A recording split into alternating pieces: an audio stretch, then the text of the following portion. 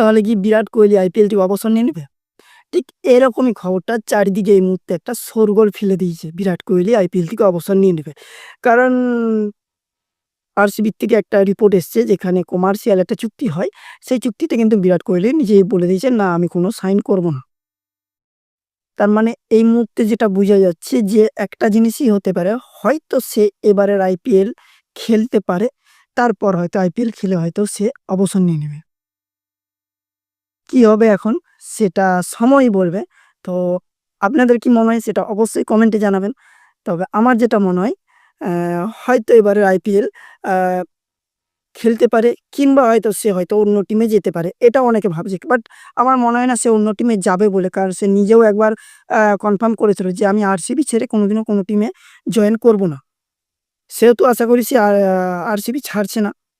RCB যদিও ছাড়ে তাহলে সে হয়তো অবসর নিয়ে নেবে। অস্ট্রেলিয়া সফর আছে সামনেই। অস্ট্রেলিয়া সফরের পরেই হয়তো বিরাট কোহলি অবসর নিয়ে নেবে। আর বিরাট কোহলি অবসর নিয়ে নিলে আশা করা যাচ্ছে যে জাদেজা বলুন বা রোহিত শর্মা বলুন ২ জনেই হয়তো টোটালি ভাবে অবসর নিয়ে নেবে। কারণ ধোনিরও কিন্তু এটাই ২০২৬ এর লাস্ট আইপিএল। এটা কনফার্ম। আশা করাই যাচ্ছে একদম। আপনার কি রায়? অবশ্যই কমেন্টে জানাবেন।